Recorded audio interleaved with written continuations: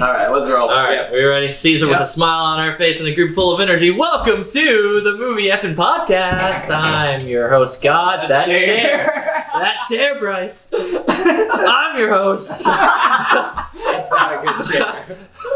Dylan Camacho. And today, we're talking about a very beloved film of mine, and that's Warrior. We're going to see how much Bryce hated it, just to spite us for Foxcatcher. We're going to see if Mason still likes it, and I don't know how Nathan feels about it, but we're going to find out today. Let's go ahead and start up on film. There's a transition part where there's supposed to be a cut right here, and there's going to be a... he's the only one that needs to be introduced. The rest of us don't have to be. Yeah. Well, this is where I was breaking it up and we got little profiles. I'm trying to get us ahead of time so Nathan knows how to edit this later. Cool. This is just future editing. On my left is, of course, Nathan, everybody. Nathan, our editor-in-chief and co-host of the show. We also have, to our right, Mason. Mason Rector. Mason Rector, big fan of this movie prior before ever watching it. That's a big thing. Bryce is here also. House host. It's my house. Yeah. It's my house. It's my dog water. And after all banter set aside, we're here to talk about Warrior. I am the last person who needs to be talking about this because I will be talking about it the most, so I will open it to the table. I'll fight you on that one. Summary So this movie is about two brothers, two estranged brothers. We've heard this one before. Two estranged brothers that get into MMA fighting. One of them was into it when he was younger, left, became a teacher, hits hard times, has like a big struggle, like his home's going to get taken away from him, so he goes back into what he knows and what will make money for him. The other brother... Okay, so I guess I'm going to go ahead and say that this movie made me realize that maybe there's some movies where I need to actually fully pay attention, because for like the first 30 minutes or so, I thought this movie wasn't about two brothers, it was one person, and there were flashbacks to once I realized my mistake, I was just like, oh boy, I've not paid enough attention. I love and respect the honesty on this, because some people would sit there and just say, I probably don't want to be the person to recap this because I tuned out for maybe even a part of it, but just to say, I didn't give this movie the most attention with that, I think is already kind of stirring for a review early on. In your defense, they do look similar. They do look somewhat similar, and that did make it to where, like, because generally when I watch these movies, I am watching it in like a lower third while I'm maybe doing other things. Sure. You know? Sure. Disagree with it, but sure. I very much disagree. I think you should just be watching the movie. I mean, I could pick a handful of movies this movie might be the one that finally like makes me decide that like I need to maybe not watch these at work. Not sure if that's a good thing or a bad thing, but I guess we're going to find out by the time this interview runs. So, more summary, I guess I'll kind of pick up where we left off. So, kind of as Nathan mentioned, we have two brothers, Brandon and Tommy. Brandon is a teacher, fell in hard times, all that. Nathan's got that part pretty much down right. Not also Brandon, it's his brother Tommy, played by Tom Hardy, because it was just way too hard to sit there and name him a different character. Pick a different name. So, Tommy, he's an ex-Marine that plays a kind of like the least important part of the whole movie, I think. But so he ends up showing up on his dad's staff early on, and he hasn't talked to his dad in a long time. Very early on, you get this picture that they've not talked in probably decades, and he left whenever he was a kid because the dad was a drunk and abusive and stuff like that. The dad had been on this big reform thing where he's been sober for 1,000 days. He's been found God, so he's been on this big redemption arc. And then you have Tommy come in, who's drinking, doing pills, but he says, I want to get back into fighting. I'm going to sit here and do this. That was the one thing you were good at. I need you to train me. But this isn't like you're my dad and I'm your son again. Like, you're strictly my trainer. And that's kind of where we pick up on the two brothers and how we will kind of develop throughout this whole movie. There's a big tournament that ended up being the crux point for bringing everybody together. So the brothers meet up again. There's big fights and stuff like that. But we'll kind of just get into all of that. But that's the general plot for Warrior without getting too much into it. It's a drama with some fighting and a tournament to kind of bring it all together. And that's the easiest, simple version of it. The ending will be spoiled, though. 100%. Yeah, that's part of what I'm all spoiled. We will say who wins the tournament, which I guess is the biggest spoiler out of this. I mean, relatively. That's the only spoiler because nothing else big nobody dies or anything like that. Well, we get a relapse. I'd say that'd probably be that's the second biggest thing. Yeah, I agree. Say. I would agree. I mean, if I had to argue spoilers, but this isn't really like a spoiler-heavy movie. This is one you just go on a ride. It's a drama and it's fighting and it's a mix between it. And again, I am the last person who needs to be talking about it, so I'll leave it to the table for right now and I'll chime in later. So I'll start. This movie, I think, balances just about everything. The tempo goes really well from the very beginning, I think. I will say that the same part that you were talking about early on, it was a little bit like dark and dry and sort of muggy whenever you're kind of learning who Tom Hardy is. And, you get the idea that his dad hasn't been there for a while and, he's kind of probably a shitty person that doesn't have anyone else, whatever. But other than that, I think the tempo goes really, really well. It would be so cool to have a high school teacher that, fights on the side. And right. There's a reason why those kids were so amped up and all this stuff. Basically, this tournament that was thrown together by this Wall Street, walk-off sort of person, I really enjoyed that. I think my only qualms with the tournament itself was they picked 16 total entries. Yeah. Which and 2 of them were weird dark horse choices. Dark horse It was like a couple days prior. Right. Like the brother was like a couple days before the tournament. Some of the tiny logistics in this film don't always line up right. And I'd say that's agreed. Yeah, exactly. So for this to be the $5 million purse prize, for this to be the Super Bowl, the Sparta tournament, 16 seemed a little bit light. But at the same time, also, if you guys remember that very final fight, or the final 4 that were, 2 in fight. Tommy and Mad Dog, and then Koba. Koba. And if that was all on the same night for some reason. Yeah. And then they had to turn around and fight the finale the same night, which was the only really, Because I feel I feel like the brother fought Kubo and then. All right, you're all right. It felt like he fought Kubo, got the poop beat out of him, then immediately was thrown back in the ring with Tom Hardy. Might have been a half hour later, right? Which again, that's going to lead into my negatives with the movie. I'm going to go negatives and then positives because I already know you're going to start complaining and everything. It's time to put down the little house dog. Let's get it out of the way. Yeah. And again, I won't be comparing it to Foxcatcher a lot because this movie was picked in opposition to Foxcatcher, so I'm going to compare the two a lot. Because again, I love Foxcatcher, and I did like this movie. I'm going to go ahead and say that. But throughout this movie, as we just talked about with the point where he just got done getting a crap beat out of him by Kubo, and then then fought Tom Hardy, the whole time I was watching, I felt like I was watching a movie. Which again, y'all are going to start uproaring about, but I like the fact that Foxcatcher, it felt like I was watching real life events were happening, people were doing what I would think people would be doing in real life. This movie had so many moments in it where I was like, that actually wouldn't happen, that wouldn't happen, that wouldn't happen, that's dumb. And I do have a list of them, but just before all this happens, which namely, number 1 would definitely be the fact that Tom Hardy lost in the final fight. There's no reason he didn't have any real exhausting fights. No. The whole, he one punch knocked people out and stuff. There was pretty much the whole way through the whole tournament. No, he literally did that in the first round. Oh yeah. To that defense, Brennan's character was the human punching bag in every single one. But there's a limit to what a body can take. I get that he had that real motivational scene when he was fighting Kubo, and he had that really good scene with the trainer. The trainer was like, you get knocked out, you're losing your house. And that gave him the motivation. Might have been the best which I felt, of the entire. Which I felt. You lose this fight, you go home. Frank Grillo had all the best lines in this film. You don't have a home. Yeah. And then he had no. Okay, well, I'll go back to that one here in a second. Sure. But the final fight, Tom Hardy had been led to. We had been led to believe as an audience that he was practically undefeatable. He is a monster. I mean, just from his physical presence in the ring, how long his fights have lasted, which would have been no time.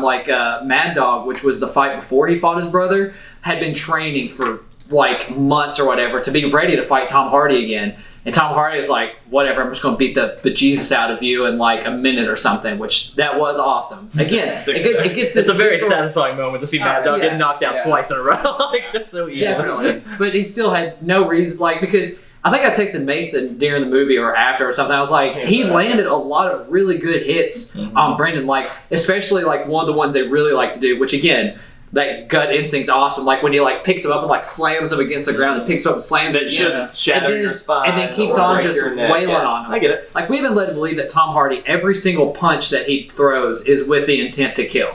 Like Brandon, like whenever he punches, is like it's kind of like leading up to something, kind of throwing him off. But Tom Hardy's like trying to kill with every single blow, and he got a lot of hits on his brother, a whole lot of real solid hits. The whole movie though really puts you in the premise of Brennan is the human punching bag. When he went to that strip club's parking lot at the very beginning, he won that tournament, and he had those scars. And But we never saw the scuffs. conclusion to that No, fight. we didn't. We didn't see how he won that. But he was messed up. Right. Like that's what got him suspended. So like, and he won that tournament. He told his wife, "Here's the money. This is what I've been doing." He's been doing that for a long time. So like, I understand that Tom Hardy was one punching everyone. That's great. But at the same time, Brennan's character was like developed as just this dude who will not quit. Just like in It's Always Sunny, though. Just like in It's Always Sunny, when they're trying to get Charlie to be able to fight, and they hit him with the chair and stuff like that to get him to be tougher. Just because you keep like getting hit doesn't mean your skin's going to become like rock and be able to fight Tom Hardy and be alive. But I'll say they kind of ground some motivation into this. Where if we're looking at again, and this is where the drama actually serves the fighting plot, like the plot of it. It isn't just feel like these are just two separate movies that they slammed together. It's very much intertwined. And for Brandon's whole plot, the whole point going forward, and granted, you know, there's a certain amount of fighting to say, well, his motivation isn't going to match his physical abilities with this. But no one has more motivation. I mean, granted, we don't get the backstories of every fighter, but as far as getting at least to those two, nobody has more motivation going to either of the matches that Brandon ever goes in than Brandon. He's like, our family will lose a house, we will lose this, I have a family depending on it. And he's like, he says time and time again, whenever he starts talking to Frank to be like trained for this, he was like, I will not get knocked out. I will not get knocked out. And he was like, I will get my life beaten to me, but I will not tap. I won't knock out. And he's just. But then he fights Tom Hardy, who has just as good of a reason as him. I think we're getting hung up on the final fight a little bit too much. I agree. Right. Okay, so I'll wrap again my other points, but not hit them as hard.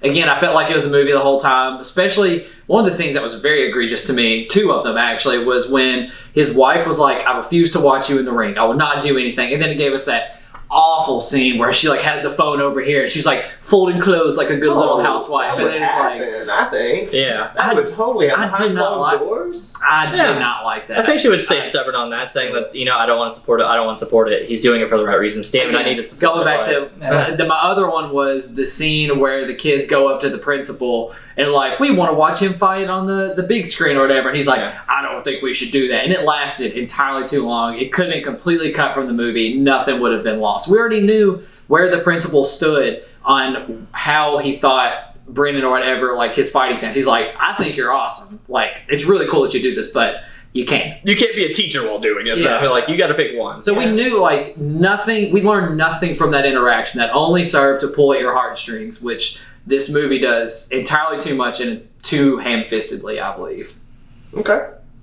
I can appreciate that. So you're saying of the 2 hours and 20 minutes, give or take, you know, it could have been taken out with some of these like heartstrings and made it more of just a fighting movie that had enough foundation. Yeah, I was about to say, I think a lot of it still needs to stick, and this, even with it being my movie choice, I'm like, I love this movie. It's not a perfect movie. No, I think it's the experience I get from it is gonna, you know, and that's gonna be depending on where we land on my score with this one, but. I would, you know, strangely enough, I'm going to agree with Bryce on this one. The high school like scenes early on to develop his character, I'm fine with. But the kids going to the principal and students stuff, like those are ones I'm like retroactive. I'm like, I'd cut this. Like these are the points where whenever I rewatch it, I'm just like, let's skim through. Let's get back to the fight. Like it's there to kind of give those little chunks. It did, however, give us them in the drive-in theater at the very end, which I think I like that. That was good. Yes. And see, it's just parts though. Like the high school, them talking to the principal of the high school, this like them in the drive-through, and then like everybody showing. It really gives that underdog feel, and it has he has the support. And like I feel like I'm sitting there with them during this match because it's very much like, oh shit, oh god, oh shit, oh god. Oh, yeah. This had a lot of moments where you were just on the edge of your seat, just like, ooh, what is it like? Every hit, you're just like, this looks rough. Oh, that's the thing. Like, I've seen this movie probably 3 or 4 times now, and like there was times, this week, I was getting jacked before coming on. Like I was just laying back on the couch, and there was a couple of scenes where I was like, God, and I knew what happened. Like, we know how it plays out. It's not anything, but I don't know. I think that was a good development. Like, it gave you some of that insight, some of that like friendship factor of the principal to, hey, I have to be a professional with these guys, but hey, I'm going to be a friend of this guy, but also have to be professional with this guy, and I have to suspend. Right. Which again, it goes back to another unnecessary scene. I think was when the principal was watching Brendan fight at home with his wife. Again, just cheering. more of a Right. developing. And we didn't need that. But so much of that is to try and make you like Brendan the most. Which, Right. again, and I never did. I still like Tom Hardy the most throughout that movie. I did. Well, okay. To be fair, Tom Hardy is a very charismatic and magnetic person, so like I think that's Agreed. But he also, and again, I'm not saying he should have won from like a selfish reason. Like, I liked him the best, so he should have won. Like, the movie had led us to believe that he is undefeatable and like nobody could stand in his way. But that's exactly why he had to be the one. Right. Lost. He had to be the one to lose for all those reasons, and it had to be Brandon to be the one to do it because there's. You're basically what your fight is right now is Tom Hardy with the strength, with the brute force, with the one punches. Versus the guy who can take punches and the underdog and the guy who has a lot to lose, while Tom Hardy doesn't have anything technically to lose. That is your fight right now, and you're saying that like this guy should win 10 times out of 10. But any great sports we've been led movie, to believe that, but any great sports movie, I don't care what sport it is, the underdog wins 1 out of. That's why I don't like. That's why I don't like sports movies. Well, you gotta consider too, like, how does this movie look if Tom won instead? Like, it wouldn't have not been a great like, movie. It wouldn't have been a reconciliation of these two brothers where like they are like good again. Right. Like, that's not how that's why I wanted ending would have But gone. that's what I wanted to see. I wanted to see a more realistic movie, which again is why I like Foxcatcher so much. Is because real life is not as pretty as the movies are, and I like that movie depicted that because Foxcatcher the whole time had led us to believe that this is like real life. Warrior had led us to believe that this is very much real life, which we haven't even talked about him yet. Like, I don't know any fighters. In Nick Nolte's character, for the record, I'll spend a good chunk of my time talking about Nick Nolte because he's amazing. Like, he is there to like make you feel for the characters and whatnot, and I don't know.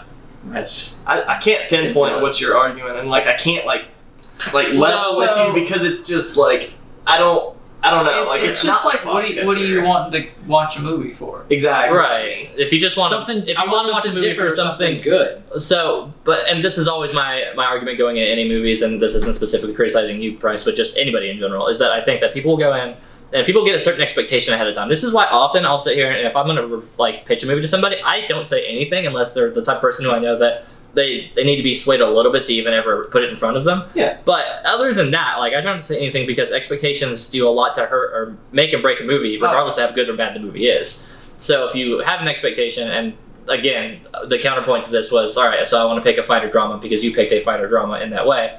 And again, you're going in wanting Foxcatcher and getting Warrior. That's not what I'm saying, because I'm saying I like Foxcatcher because it led me to believe it's going to be this kind of movie and finished with that same premise. Warrior led me to believe that this is a very real family, very real situation, and by the end of the movie, I felt like that premise had not been reached. Like, it gave me this premise, and then it gave me a different conclusion than what was promised. It was in the beginning. imbalanced. Maybe it started off as Definitely. drama, ended as action, and there wasn't much. Just strictly the story wise than that. Yes. So, to that counterpoint though, like as somebody who's watched the movie, several times at this point, so it's like there's enough in the movie as I'm rewatching it to sit here and see, because again, like there is kind of a certain thought that you're like, Tom Hardy should be winning every fight he ever gets into ever, and anytime he ever gets into a fight.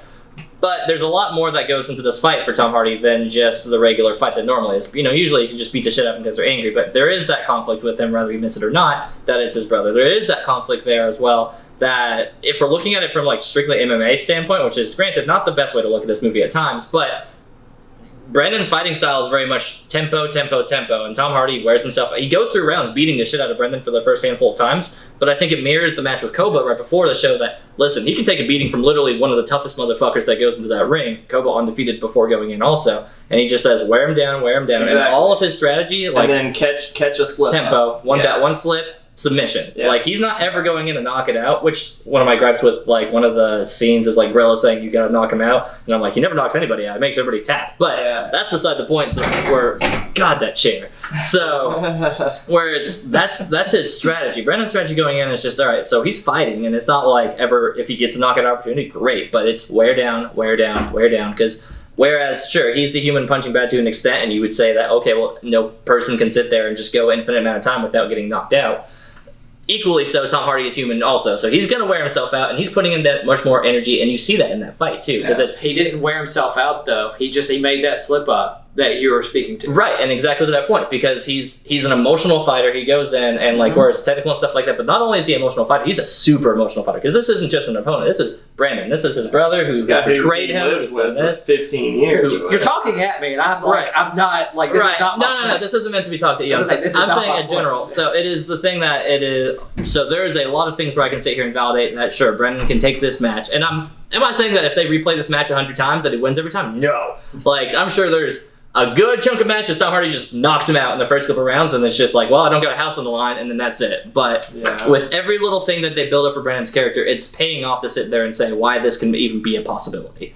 And I think that's where I buy it compared to where maybe Price wouldn't, or any other people who struggle with that part. And it's if you buy into all the stuff that they give him is enough for him to sit there and make it through this fight and win, then that's enough for me to buy it. But again, that's personal preference, so you can't really argue that. I'm not going to get into that part.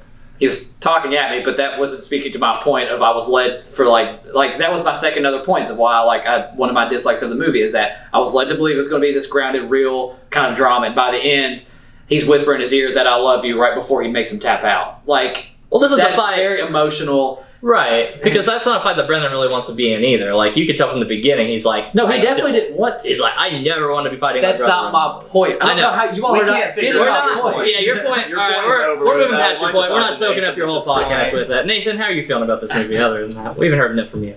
I mean, I enjoyed it. It did a good job of keeping me on the edge of my seat about a lot of fights. Which I think is, the kind of goal that you should be looking for in these sort of movies.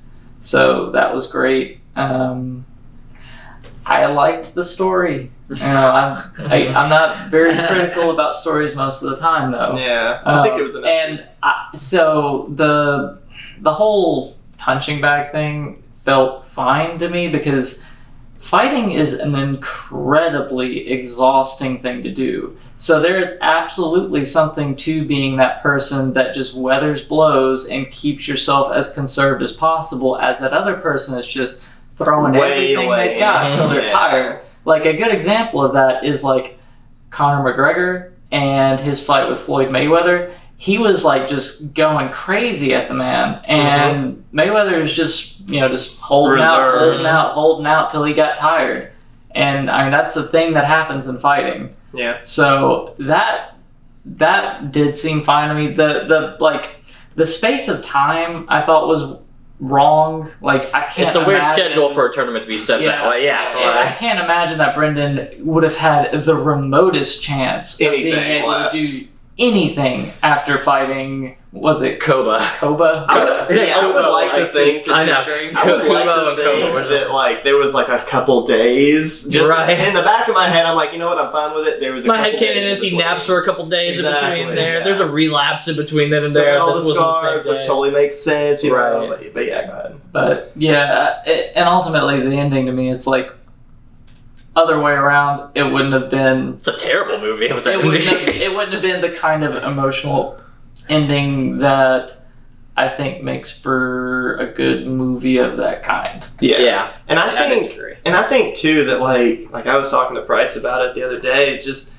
if you really are hung up on the ending too, they split it. You know, like that. You know that he's going to support. Brandon's not going to take all $5 million and just be like, "Peace, I'll see you in another 15." You know what I mean? Like, I'm sure he's going to give him. Like, there's an unspoken behind the scenes that he's like, like you got a friend whose family's because it ends right. Yeah, it ends right after that tap out, right after they celebrate and all that. Which I do kind of like. Like that's fine. That's the. Hell, you've had me for 2.5 hours. Right, you've had me for 2.5 hours on an emotional ride. Like, y'all don't need any more from me. I don't understand. I just shout. I don't need to see 15 minutes of how Price would describe it. I don't need to see the remember me after scenes with it. It's like, here's the match, that's done. That's it. That's your movie. Get the fuck out. Like, you got more showtimes. Right. No, I think it was pretty good, and like I said, I think at the end of the day they split it anyway. Did they have to beat each other's brains out? I think they maybe had to because they. I don't think Tommy would have split it. No, Tommy doesn't. Probably not. I don't think he does. Tommy does. He sits there and he's like, "You're not my brother. You're not that." Like that fight, he had to sit there and have that fight to even accept him as a brother. I think his moment of like reconciliation with his brother, like Brandon, like has been trying to get him, forgive him and stuff, but Tommy is such like an animalistic kind of guy that the only time that I think he really understood it wasn't when his shoulder was even dislocated. No. I think it was that scene where that shot, I guess you would say, of when he goes back into his corner. There's no one there. He's got this real desperate look around his face, and he's like, "Wow, like I really don't really have like anything." And the guy who actually loves me is right over there. Tommy is an absolute bonehead in this movie. Yeah. To say that Tommy was what he's better, and he's had a way harsher life than he Brandon. has. And I understand, he was in the military. His brothers are only in the military. Like I get all that. It's just, they make Brandon seem like the underdog, and they make you want to like Brandon because of that. And to me, they made Tom Hardy's character very much like, gosh, if this guy wins, I just don't know what I'm gonna do. The best way I've learned to describe this movie with either brother is that you like Brendan for who he is, not what he does, and you like Tom for what he does, but not who he is. Like you love that Tom goes in, and firstly, Tom Hardy is just awesome to begin with. Like I'm a huge Tom Hardy fan, so this movie obviously pushes it over. But like sitting there and you see Mad Dog, and then he knocks out Mad Dog, and you see Mad Dog, and he's still extra douchey, and he knocks him out again. And he just knocks him out again, and you're just like, God, I love Tom Hardy. Like you love him for what he does, but really as a character, like he's a total asshole the entire time. He's not the greatest dude, but he's still endearing because you do want to sympathize with him, knowing that you get enough backstory to say, okay, I see where he's coming from. He's still a dick. And then you're like, but he does some really good stuff for this movie. Like, if Mad Dog ever won any of his fights, this movie is a terrible movie. Like, this movie goes in the dumpster. And that's another good thing about, like, that final match is, like, you could look at it any which way. Like, from my perspective, it was hero versus villain. Mm-hmm. From your perspective, it was, who he is versus, what he does and vice versa. So, I mean, I don't know. I think it hit hard on pretty much every... I don't agree. I still think I sympathize more with Tom Hardy's character rather than Brendan's, because Tom Hardy, like, that scene at the beach, which again is another thing I was like, this is dumb. Like, this is completely unnecessary. So this would not happen in Atlantic City. Like, this Atlantic City. You walk on the beach and you find your brother that you haven't seen in years. Let them have it, Bryce. That's beside the point. The conversation that they had was needed, and they did need to have that. Right. But that's when I felt more for Tom Hardy's character, because beforehand, you're like, he's just this raw, tough guy. You don't know why he's like that. And then you find out more about their background and he gives you all of it. That Brandon, stayed at home because he wanted to be with his girl. And the girlfriend. No, he wanted mainly his girlfriend. Right. He didn't really care about he didn't care about his dad. He beat them and stuff all the time. I mean, he still, because he even said himself, he's like, whenever the dad comes over for that one time, he's like, I hate to say it, and I wasn't even going to, but it was just like, I kind of hoped that whenever Tommy had left, I would get you to myself. Yeah. And then it was just like, but you never wanted an underdog. You always wanted the hit. But anyway, that's beside my point, because Tom 15 times because Tom Hardy, again, he had to go off with his mom. His mom wound up dying, and Tommy had nobody to rely on when he was out there. So he went to the Marines. So he wound up going to the Marines and didn't know how to. He still hadn't really coped with his mom's death and didn't know how to deal with it. So he wound up deserting them and saved the military people and whatnot, which I thought was way more sympathetic than Brennan's real cookie cutter I did things more for myself more than Tom Hardy did. Yeah. Price is also single. Yeah, Price has never ever had a family. Yeah. So he doesn't get that. I have a family. Yeah, I'm married. Me too. We're both married. I have 2 kids. Oh, I get it. Yeah. I count it when you have a kid. So, all right. I do want to touch base into sitting here and saying that we have not touched on Nick Nolte's character through the dad on this movie enough, and I want to sit here and take a good chunk to sit there and talk about it, because damn, he crushes this role. He was pretty good. I don't know. And maybe it's my daddy issues coming through bleeding in this movie where that comes in. Fair. I'll be the first to admit that. But there's a lot of stuff where you sit there and he's been this piece of shit person, but even in the beginning of the movie you're like, all right, you kind of still want to like him a little bit because he's trying. He's driving his badass car. Driving it, did it himself. I didn't even notice it's like a Capri or something. Yeah, it's not a good car. It's not a good car at all, but he fixed it up, whatever. So the scene that really puts it above and beyond over is the casino scene leading to the relapse scene. Yeah. Where he's sitting there and he's just, it finally feels like that is a gut-wrenching part. To sit there and see Tommy just throws the coins in and get the fuck out of here. He goes up, I liked you better when you were drunk. All those lines, Tom Hardy and Nick Nolte, they sell that scene so good. Yeah.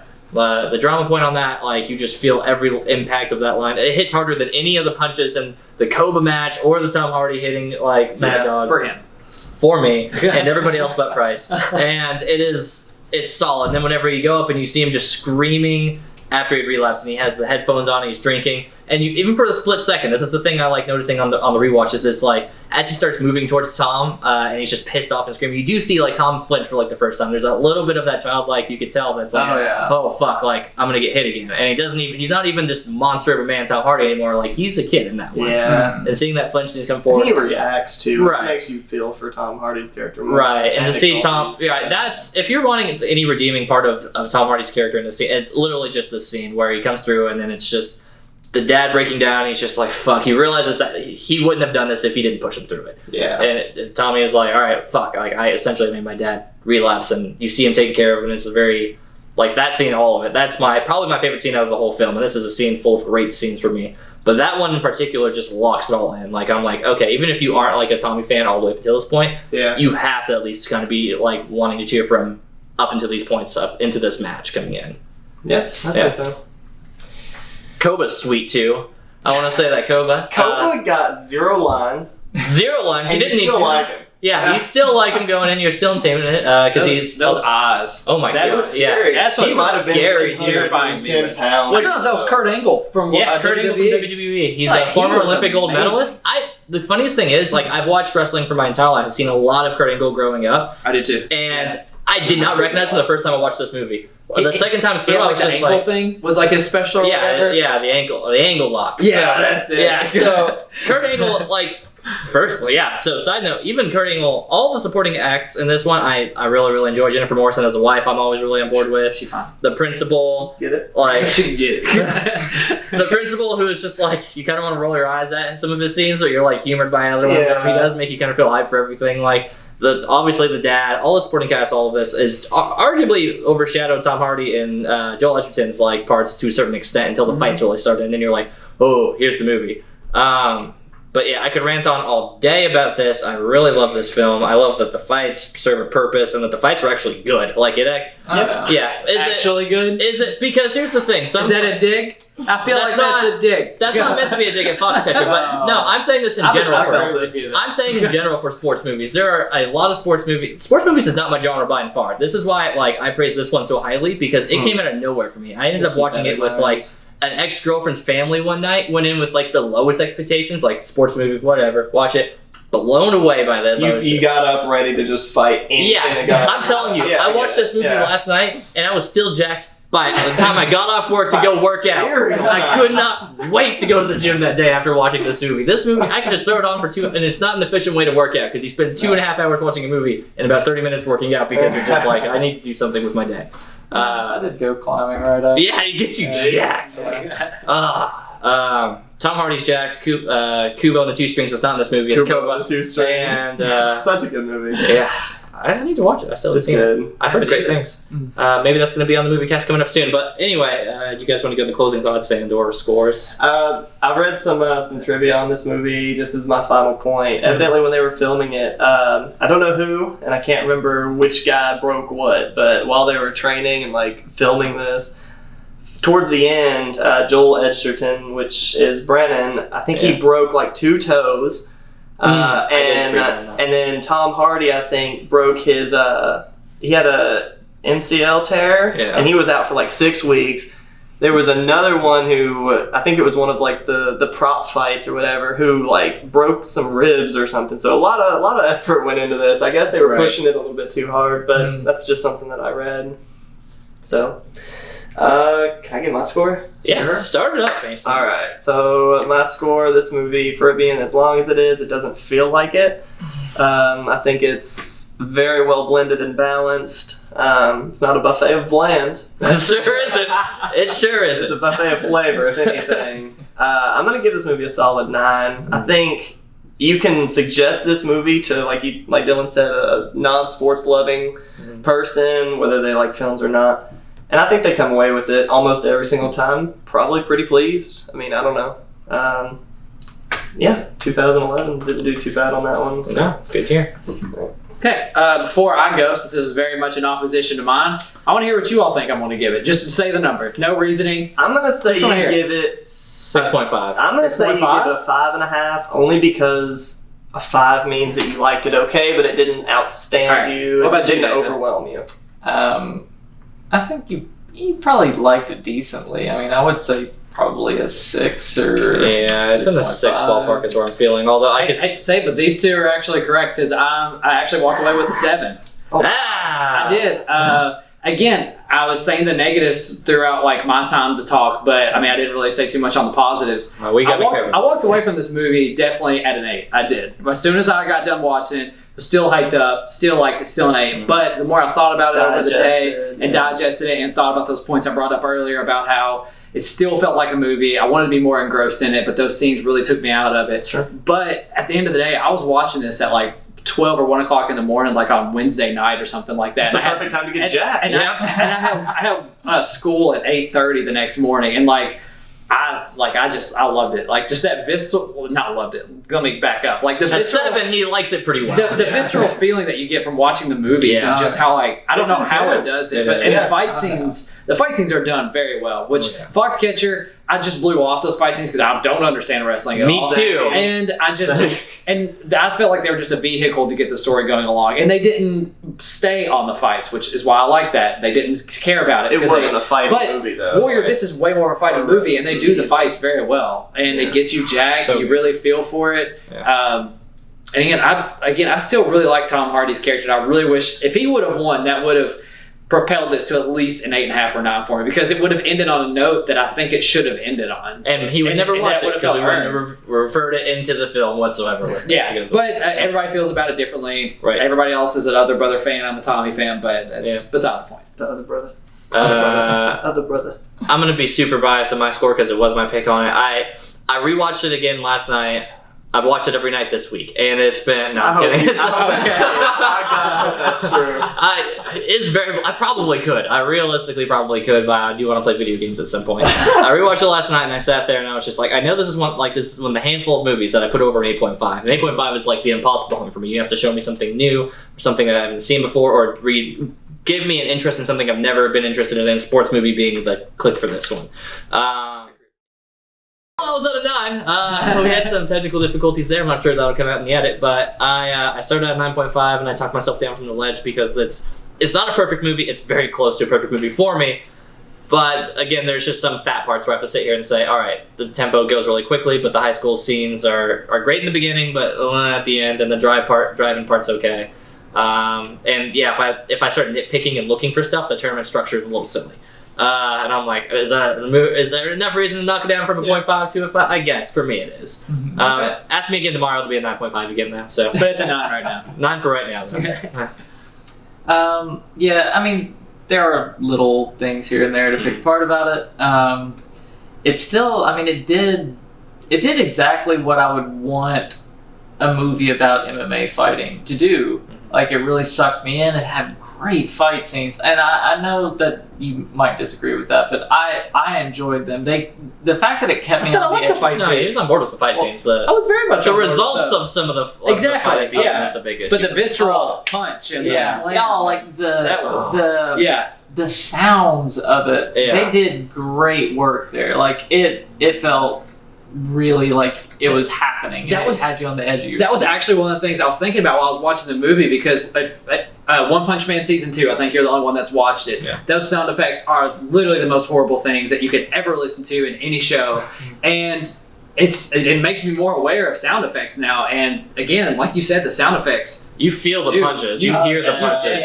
and they feel like they sound real. Oof, or yeah. not sound real, but Yeah, satisfying, well, but- that's the thing that like with some of the hits, I was trying to think of like what did they do to make this sound? There's one where I'm Yeah. pretty sure they like took 2 pieces of lumber and just like smacked them Oh, together yeah. or something. It's like Anytime Tom Hardy hit Mad Dog, it was just Oh, a yeah. tree hitting another tree at maximum velocity. The tank firing a Yeah, yeah. The tank door getting ripped off. They use that actual sound effect to Yeah. destroy Mad Dog. Oh man. Rip Mad Dog 21. So yeah, I mean it was a very enjoyable movie, and yeah, I wish I'd paid a little bit better attention to it. I sure wish you did too. Nathan. But once I was in, I was sucked in, and I really enjoyed this movie. I guess I would probably land at like an 8.5 for it. I would be willing to watch it again. I would definitely suggest it to somebody. It was a good time. So we need to wrap up. It.